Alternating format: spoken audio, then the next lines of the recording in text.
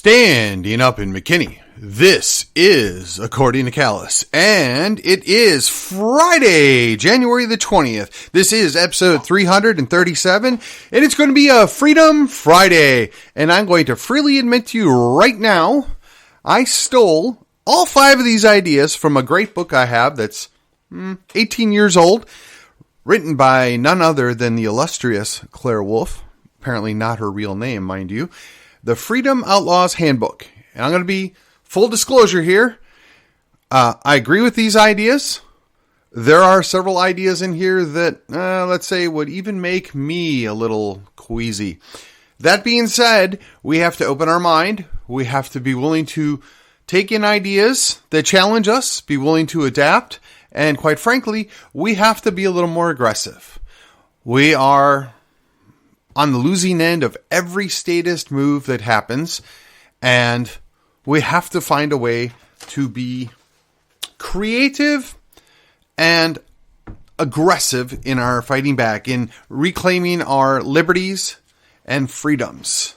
Okay, so number one, we're going to go with the Freestate Project. And if you don't know what this is, you need to go look it up online. The idea was for New Hampshire to basically import 20,000 people that want to come there, live there, build in, and be activists. They've had some success. They've been moving forward in that. And that's why you get some very interesting results out of New Hampshire during the election season. I would suggest to you we have a similar thing going on right now here in Texas. That's right.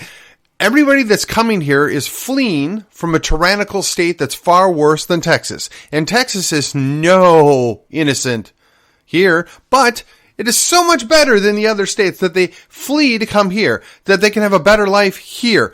The problem is they don't respect liberty. They don't respect individual freedoms nearly as much as your average Texan. I mean, even the Democrat government school educated young people that are here in Texas generally have a better respect overall for individual liberty and freedom than a lot of the transplants we get from either the Northeast, Chicago, or California. That doesn't mean that we shouldn't embrace them. When they come here, they share the majority of our values, but we have to get them on the same page. We have to work towards expanding the liberty, the freedom within our state. If Texas is ever to achieve sovereignty, its independence, or whatever you want to divvy that up as, we have to do it with a free people. And the way people stay free is to be educated and to know what's going on and to be able to collectively, yes, I said those nasty words, collective, but this is a volunteer collective, right? We agree on these issues, therefore we're going to work together to get these things done. So that's number one. Know what the Free State is and what that means for you. Number 2. Use the power of words. Now, she talks about the term government supremacist, otherwise known as a statist. You have heard me refer to schools, particularly quote-unquote public schools, as government schools for a long time now. That shows the power of words. If you classify things for what they truly are, that is a powerful weapon. And again, conservatives, Republicans, Christians, they don't want to do that because people get offended. For instance, when you are attracted to young people, you're not a minor attracted person, you're a pedophile. When you are attracted to somebody of the same sex, you're not gay, you're a homosexual. Yes, those don't have to be hateful words, but they are accurate descriptions. Though in the case of pedophile, hate might be too easy for them. You do that to children, you should have another thing coming. Be that as it may, the words are important, right? If you just lump everybody in together, if you just start throwing, let's call it profanities or generalizations at people, it becomes less effective. So you need to make sure you're using the correct words that you think accurately describe what you're dealing with, and use them frequently so that when you hear somebody call public schools, or call out that word, you correct them and say, oh, you mean government schools. And for those of you that doubt me, there's very little that's public about those schools other than they take the public money. You try and go in unannounced. You try and go visit your child without their permission. You try and go in while you're, carrying a firearm. See what happens. They forget that they work for us, not the other way around. Just like every other branch of government, you have to call it what it is. It is a government-sponsored government school, and they don't care about you. Does that sound familiar? That's right. You might not care about politics, but politics cares about you. You have to be willing to call things what they are. Okay, we're going to change gears here just a bit. No, you know what? Yes. You and I see the stuff going on all the time where it's protest this, protest that. Some of this stuff may be valid. Some stuff may be things that we generally agree with. But there's power to showing up and counter-protesting. If you doubt me, just pay attention to what happens around you when any group is out protesting and nobody's there to counter-protest. They get to make up the narrative. They get to push their story. Nobody questions it, and it gets free media galore. Particularly if it's something that carries the party line, that makes certain people happy, if you will. This is not good. We cannot continue to cede the battleground to our enemies. And yes, I am using the term enemies because people that want to enslave me and or kill me are not my friends. They're not misguided souls. They're not people that were deceived. No, at this point, they've already adopted this new mindset whereupon they're going to be the overlords for everyone around them. And quite frankly, I don't go for that. So, just to recap, we've got freedom in your state, the power of words, right? Counter-protest, and number 4. Again, this is where we're going to change things up a little bit. Don't overload yourself, right? I've talked about this before. The concept that you should pick one thing that you're good at, one thing that you like, one thing that's your passion. Now, part of that is you cannot and you should not overload yourself with more information than you can possibly process, right? So the goal is you shouldn't put too many things on your plate, right? Too many different issues or too many different concerns. But on the flip side, even if you file it down to that one thing and you're deeply involved, don't go too far down that rabbit hole. Don't get lost in the details. Focus on the goals. Now, I know several people that I respect that get tied up in details, tied up in things that are not necessarily directly related to what the long-term goals are, but they can't get past it. They won't work around it. They just get so hyper-fixated on every little detail, knowing every little thing about it, that I think the phrase is, you feel to see the forest for the trees? Yeah, that's right. So you want to be involved, you want to know your stuff, but don't get lost. Stay focused. What's your goal? What are you trying to accomplish? Again, that goes back to the counter-protest.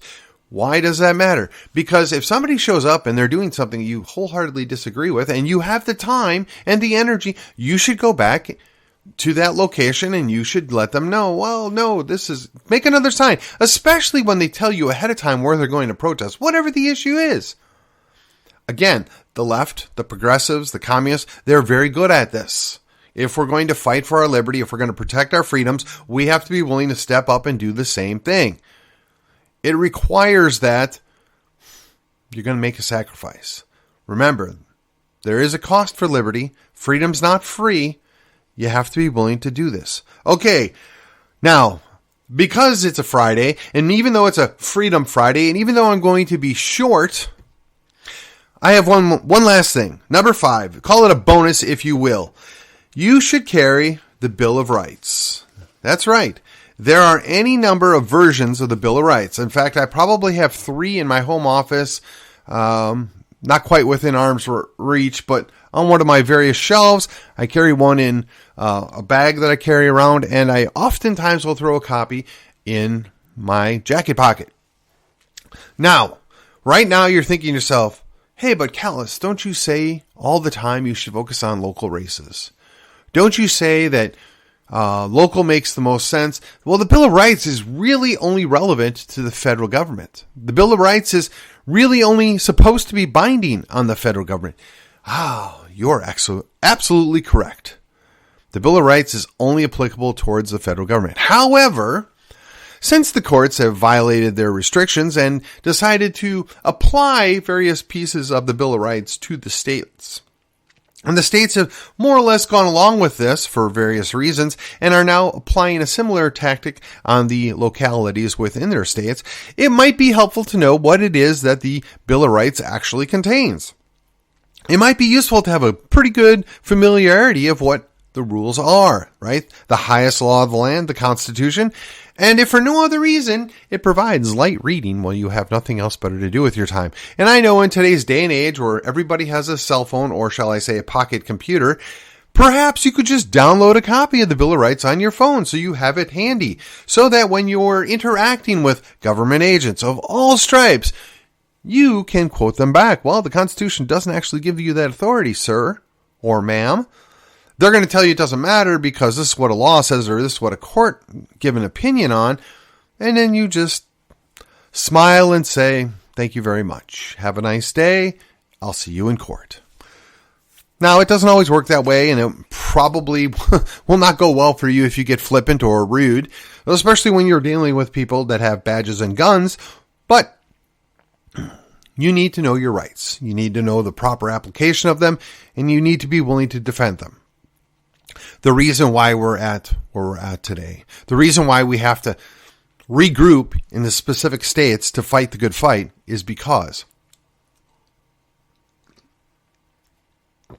we have allowed government schools to pre-program our children and our grandchildren at this point to not trust us and to hate liberty and hate freedom.